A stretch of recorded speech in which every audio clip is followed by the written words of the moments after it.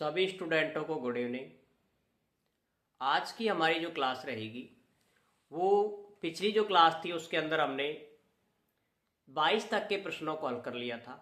अब हम आज हमारा तीसरा पार्ट है, तीसरा भाग है यहाँ पर, जिसके अंदर हम 23, 24, 25 जो कि 8-8 नंबर के क्वेश्चन आएंगे आपके एग्जाम में, उन सभी को देखेंगे।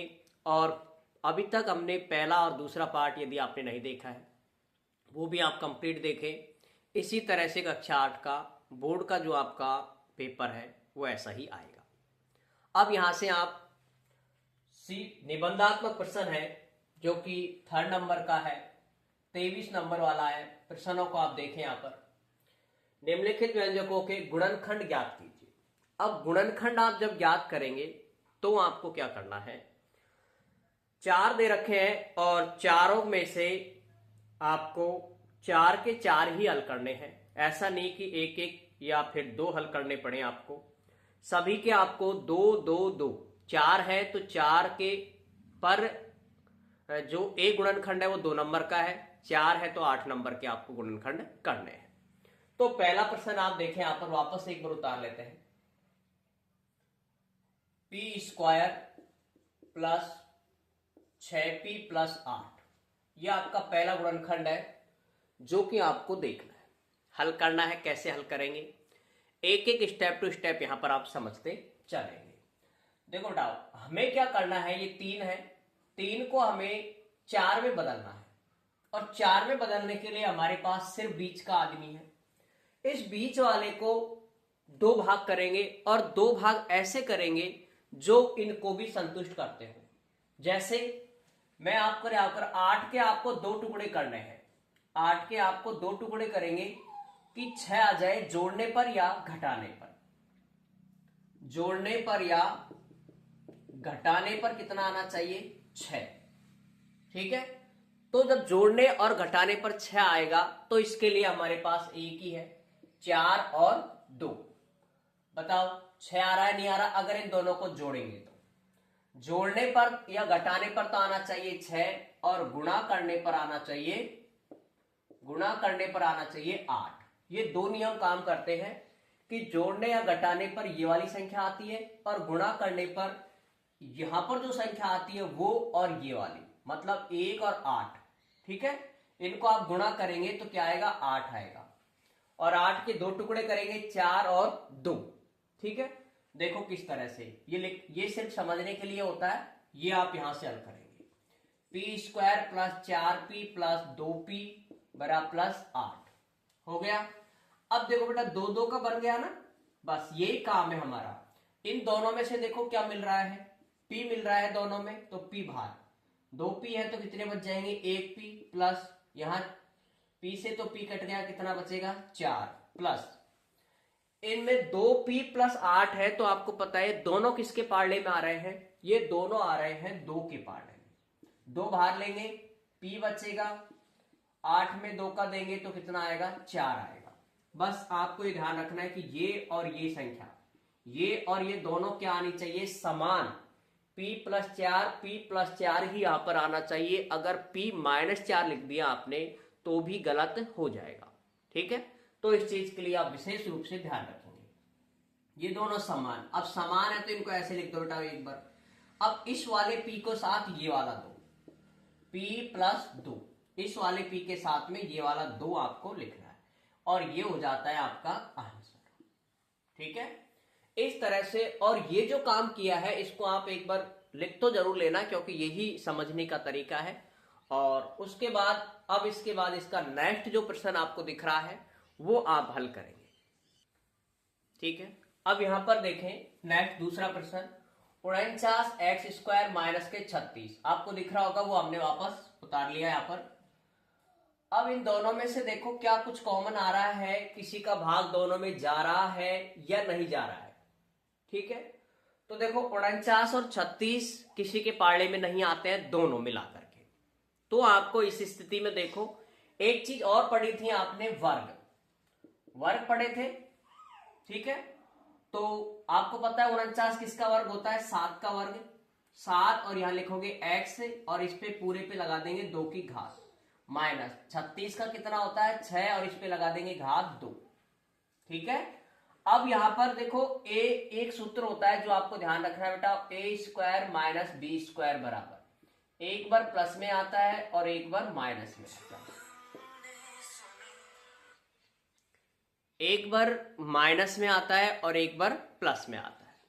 ठीक है, ये आ गया। अब इसमें देखो यहां पर कि एक बार प्लस में लिख दो इसको 7x प्लस 6 और एक बार इसको लिख देना है माइनस में 7x माइनस के 6। ठीक है, इस तरह से आप इस प्रश्न को हल कर सकते हैं और ये आपको सूत्र लिखना है चूंकि में, ये भी जरूरी है लिखना। उतार लें आप एक बार इसे कंप्लीट नोट कर लें और देखिए नेक्स्ट प्रश्न। देखिए थर्ड नंबर का जो प्रश्न है वो दिख रहा होगा आपको, नोट कर लो एक बार, A M square plus B M square plus B N square plus A N square. इनमें भी आपको एकदम सरल तरीका है, कॉमन लेना आपको सीखना है, यहां से यहां तक, यहां से यहां तक। पहले आपने अपने पास में क्या था, 3 हिस्से थे, 3 को हमको बराबर बांट करने के लिए 4 में बदलना था और अब हमारे पास पहले से ही 4 है। तो आप इसको देखो, इन दोनों में से क्या मिल रहा है, इन दोनों में से मिल रहा है एम स्क्वायर, तो यहां बचेगा बेटा ए और यहां बचेगा बी, फिर प्लस का चिन्ह, दोनों में से क्या मिल रहा है एन स्क्वायर, जो मिलता है सेम वो कहलाता है कॉमन। अब यहां पर आएगा बी और यहां पर आएगा ए। ठीक है, अब यहां से देखो बेटा ये है ए प्लस बी और ये है बी प्लस ए।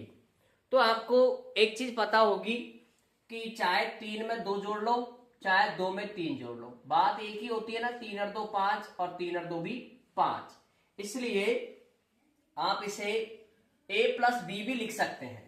इसे क्या लिख सकते हैं बेटा, a प्लस बी। तो मैं यहां पर लिख रहा हूं a प्लस बी, ये लिख दिया और इसको इसके साथ लिख दो एम स्क्वायर प्लस के एन स्क्वायर, ये आपको इसके साथ में लिखना है। बस हो गया आंसर। लो 2 नंबर आपके पक्के यहां से। ऐसे अभी तक आपके 6 नंबर हो चुके हैं। अब देखेंगे इसका लास्ट प्रश्न, और लास्ट प्रश्न देख रहे हो, उतार लिया होगा आपने।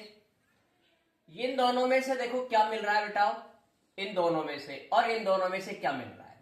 ठीक है, ये लाइन तो मैंने ऐसे समझाने के लिए खींचता हूं, बाकी ये जरूरत नहीं है बेटा एग्जाम में। इन दोनों में देखो क्या मिल रहा है, एक तो x मिल रहा है x। अब ये देखो कि ये दोनों किसके पार्ले में आते हैं, ये दोनों किसके पार्ले में आते हैं, तो आपको पता होगा कि 6 और 15 3 के पार्ले में आते हैं। ठीक है, फिर आपको कोष्टक लगाना ऐसा, फिर इसमें x तो आ गया बेटा, एक तो y बचेगा और 15 में जब 3 का भाग देंगे तो कितनी बार जाएगा, 5 बार, फिर माइनस का चिन्ह। अब देखो x से तो x कट गया, 6 में 2 का भाग देंगे तो 2 बार, फिर प्लस का चिन्ह। इन दोनों में से देखो कुछ मिल रहा है क्या आपस में, 5y है और यहां पर 2 है, तो यहां पर कुछ भी नहीं मिल रहा है।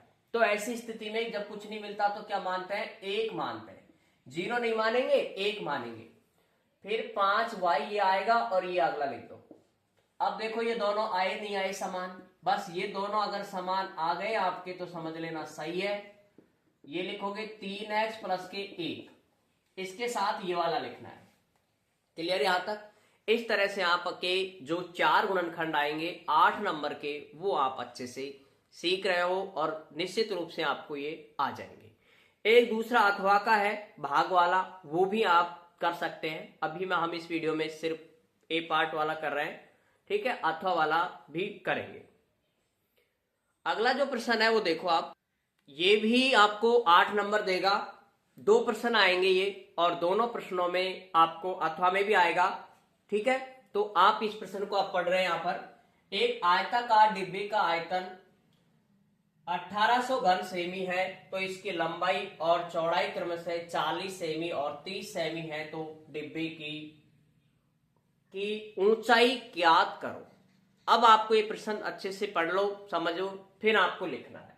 पहले तो ये देखो बेटा, घनाकार डिब्बे का आयतन, घनाकार डिब्बे का आयतन जो दे रखा है वो लिखते चलेंगे आप। सवाल में देखो घनाकार डिब्बे का आयतन कितना दे रखा है, 1800 घन सेमी, 1800 घन सेमी आपको क्या दिया हुआ है, आयतन। अब आपको एक चीज ध्यान रखनी है कि बेटा ये जो घनाकार होता है इसका आयतन क्या होता है, ठीक है, ये भी सूत्र आपको ध्यान रखना होगा। सॉरी, घनाभकार है, थोड़ा सा ध्यान से पढ़ेंगे। देखो घनाभकार, ठीक है, सवाल में देखो घनाभकार दे रखा है बेटा, घनकार नहीं, घनाभकार। तो अब इसका आयतन का और इसमें बेटा लंबाई आपको दी हुई है, लंबाई भी आपको दे रखी है, कितनी दे रखी है, हम यहाँ पे साइड लिख देते हैं। लंबाई जो दे रखी है वो दे रखी है आपको बेटा 40 सेमी। लंबाई कितनी दे रखी है, 40 सेंटीमीटर की आपको दे रखी है लंबाई, ठीक है, 40 सेंटीमीटर की आपको दे रखी है लंबाई, ठीक, 40 सेंटीमीटर लंबाई, 40 सेंटीमीटर या सेमी लिख दो, लिख दिया। इसके बाद चौड़ाई भी दे रखी है बेटा, चौड़ाई दे रखी है आपको कितनी, 30 सेमी, 30 सेमी या 30 सेंटीमीटर। ये चीजें आपको दे रखी है। क्या क्या दे रखा है, घनाभकार डिब्बे का आयतन, घनाभकार डिब्बे का आयतन 1800 घन सेमी, लंबाई 40 सेंटीमीटर, चौड़ाई 30 सेंटीमीटर। अब आपसे क्या पूछा है, ऊंचाई, ऊंचाई आपसे कह रहा है कि ये ज्ञात करो। तो कैसे करेंगे, देखो बहुत सरल तरीका है बेटा ज्ञात करने का। पहले ये देखो घनाकार डिब्बे का आयतन क्या होता है, इसका सूत्र आपको ध्यान रखना होगा बेटा, लंबाई गुणा चौड़ाई गुणा ऊंचाई, ये इसका सूत्र होता है, बराबर आपको दे रखा है कितना, 1800 घन सेमी, ठीक है। इसको लिख सकते हो बेटा शॉर्ट रूप में, LBH बराबर 1800, चाहे ये लिख दो चाहे ये लिख दो, जो आपको सरल लगता हो वो आपको लिखना है एग्जाम में। अब यहां से देखो L, लंबाई दे रखी है आपको 40 गुणा चौड़ाई दे रखी है 30 और ऊंचाई आपको ज्ञात करनी है तो H मानेंगे, बराबर 1800। अब इसको हल करेंगे, H बराबर 1800 और ये संख्या कहां जाएगी, इसके नीचे, 40 गुणा 30, इसके कहां चली जाएगी, ये नीचे। अब इसको काट लो, 0 से 0, ये 0 से ये 0, 3 से काट लो, 3 एकम 3, 3 छिंग 18, और अब देखो 2 से भी कट जाएगा, 2 तिया 6 और 2 दूनी 4, तो यह आ जाएगा आपका 3/2 सेंटीमीटर। और भी आप इसमें भाग देना चाहे तो दे सकते हैं। कितना आएगा बेटा, 2 एकम 2, 1 बचेगा 0, 2 पंजे 10, 1.5 सेमी या सेंटीमीटर इसका क्या आ जाएगा आंसर, ठीक है। ये आपके एग्जाम में 4 नंबर का सवाल आएगा, जो कि आपको अच्छे से समझना है, करना है। प्रश्न को उतारो, आंसर उतारो और आप आगे बढ़ते हैं। दूसरा प्रश्न देखो अब आपके सामने, ये नोट कर लो। अगला प्रश्न आपको दिख रहा है, पढ़े एक बार इसे आप। 14 सेमी चौड़ाई वाले आयताकार कागज को चौड़ाई के अनुदिश मोड़कर 20 सेमी त्रिज्या वाले एक बेलन बनाया जाता है, तो बेलन का आयतन ज्ञात करो। आपको बेलन का आयतन ज्ञात करना है और बेलन का आयतन ज्ञात करने के लिए आपको बेलन का आयतन का सूत्र याद होना जरूरी है। तो बेलन के आयतन का सूत्र देखो क्या है, पहले तो वो लिखोगे, बेलन का आयतन, ये सूत्र आपको ध्यान रखना है। बेलन का आयतन होता है बेटा पाई r स्क्वायर h, ये बेलन के आयतन का सूत्र होता है। अब इसके अंदर आपको 2 चीज रखनी है, एक त्रिज्या और एक ऊंचाई। तो बेटा त्रिज्या आपको दे रखी है कितनी, त्रिज्या आप यहां पर देख पा रहे हो, त्रिज्या कितनी है 20 सेमी, 20 सेमी क्या है उसकी त्रिज्या, अंग्रेजी में लिख दो चाहे सेमी चाहे हिंदी में लिख दो। उसके बाद देखो ऊंचाई कितनी दे रखी है, ऊंचाई चाहे h लिख दो चाहे हिंदी में लिख दो, ऊंचाई ये दे रखी है बेटा कितनी, इसको 14 सेमी। क्लियर यहां तक। ये 2 चीजें आपको दे रखी है, ऊंचाई दे रखी है और त्रिज्या दे रखी है, तो ये मान यहां पर रख दो बस। पाई का मान आपको पता होगा 22 बट्टे कितना होता है 7 होता है बेटा, गुणा आर का मान देखो, आर कितनी है, ये त्रिज्या होती है बेटा आर, ऊंचाई होती है h, तो त्रिज्या लिखोगे 20 गुणा 20, 2 बार है तो 2 बार लिख दो, गुणा h का मान कितना है 14, ठीक है। अब इसको काट लो बस, 7 एकम 7, 7 दूनी 14, सबको गुणा कर दो। 22 गुणा, देखो 20 दूनी 40 और 40 गुणा 20 करो, 40 गुणा 20, 2 जीरो, 4 दूनी 8, 800 आ गया। अब इसको भी गुणा कर लो, 2 जीरो तो आएगा बेटा, 8 दूनी 16, 80 लगी 1, 8 दूनी 16 रे 17। अब आयतन है तो इसको लिखोगे बेटा वर्ग, सॉरी घन, आयतन होता है तो इसको लिखोगे घन सेमी, या फिर इसको अंग्रेजी में लिख सकते हो बेटा सेमी, और ऊपर घात लगा देना 3। ऊपर कितनी घात लगा दोगे?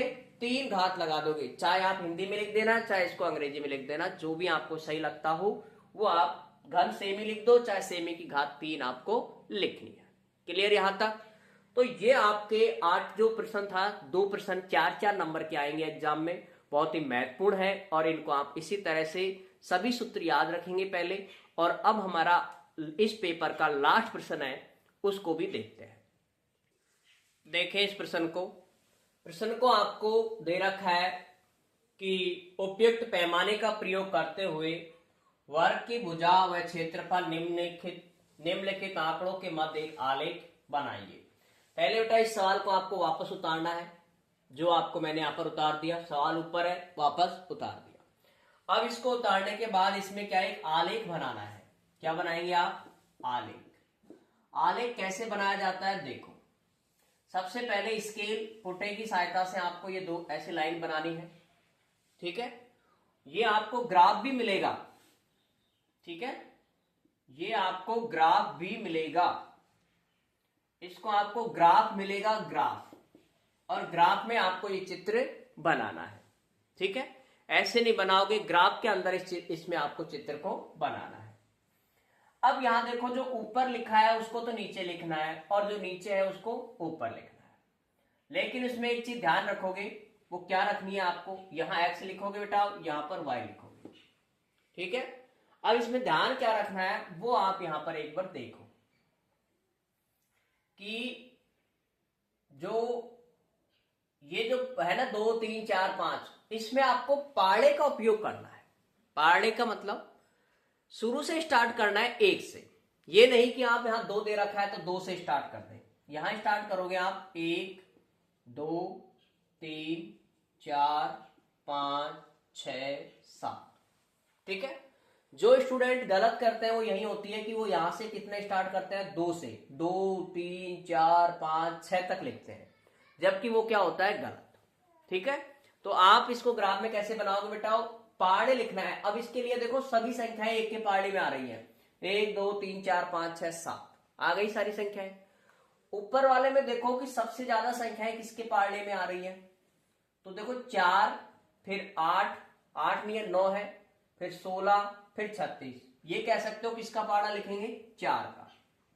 4, फिर 9 नहीं लिखेंगे, 4 दूनी 8, 4 तिया 12, 16, 20, 24, 28, ठीक है। और इसको आप थोड़ा सा और ऊपर लिखें तो 28 के बाद 32, और ये मान लो 36, ठीक है। इस तरह से आप इनको लिखें। चलो ये मैं मिटाई देता हूं, इसमें इसकी आवश्यकता नहीं है अपन को। सवाल हमने उतार रखा था तो इसकी जरूरत है, आपने उतारना है, लेकिन एग्जाम में वापस ध्यान रखेंगे इस चीज को, एग्जाम में आपको वापस सवाल उतारना होगा। मैंने यहां पर जगह के लिए मिटा दिया है क्योंकि सवाल हमारा ऊपर दिख रहा होगा आपको।